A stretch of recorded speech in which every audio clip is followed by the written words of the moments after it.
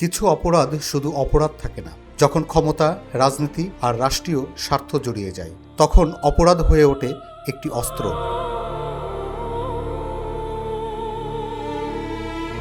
Epstein কে ছিলেন?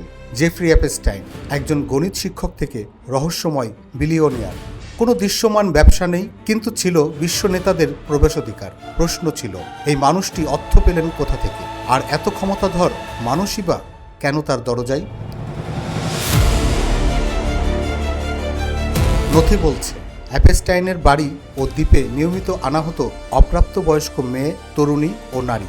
অনেকে পরে সাক্ষ্য দেন ক্যামেরা ছিল সর্বত্র, ঘর, করিডোর, এমনকি বেডরুমেও। বিশেষজ্ঞদের মতে এই ভিডিওগুলো ছিল ব্ল্যাকমেইলের কাঁচামাল। শতাব্দীর সেরা ডিল। 2008 সালে শিশু নির্যাতনের গুরুতর অভিযোগ থাকা সত্ত্বেও অ্যাপস্টাইন পান অবিশ্বাস্য এক ছাড়। আজীবন কারাদণ্ডের বদলে মাত্র 13 মাস, আর সেই সাজাও দিনে 12 ঘন্টার বাইরে যাওয়ার অনুমতি সহ। পরে ফেডারেল কৌঁসুলি আলেকজান্ডার অ্যাকোস্টা বলেন, তাকে জানানো হয়েছিল অ্যাপস্টাইন একজন গোয়েন্দা সংশ্লিষ্ট ব্যক্তি। কিন্তু কোন গোয়েন্দা সংস্থা?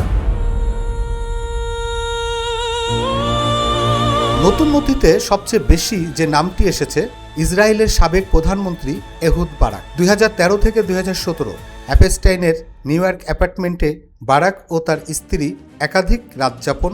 সবচেয়ে বিস্ময়কর বিষয়, এই সময় অ্যাপস্টাইন একজন নিবন্ধিত যৌন অপরাধী।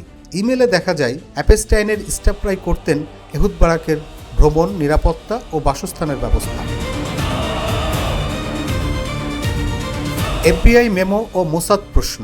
2020 সালে এক এফবিআই মেমোতে এক গোপন সূত্রের বরাতে বলা হয়, অ্যাপস্টাইন কেবল ব্যবসায়ী নন, বরং ইসরায়েলি গোয়েন্দা সংস্থার সঙ্গে সংশ্লিষ্ট একজন অপারেটিভ হতে পারেন। অ্যাপস্টাইন নিজেই এক বার্তায় লিখেছিলেন, প্রকাশ্যে বলুন, আমি মোসাদের হয়ে কাজ করি না। প্রশ্ন হলো, একজন অপরাধী কেন এমন অনুরোধ করবে? ট্রাম্প, কুশনার ও ছায়ারা কূটনীতি। নথিতে ডোনাল্ড ট্রাম্পের নাম এসেছে প্রায় 1800 বার।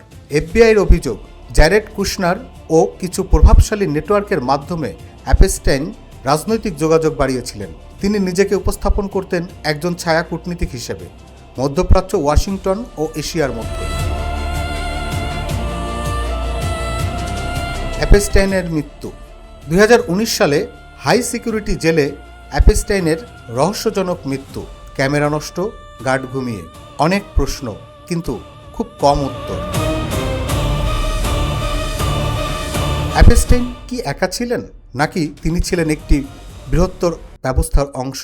এই নথিগুলো চূড়ান্ত রায় নয়, কিন্তু এগুলো স্পষ্ট করে ক্ষমতা, যৌনতা আর গোয়েন্দা রাজনীতি একসাথে হলে সত্য সবচেয়ে বেশি আড়ালেই থাকে। রুহুল আমিন, ইনফিনিটি বাংলা।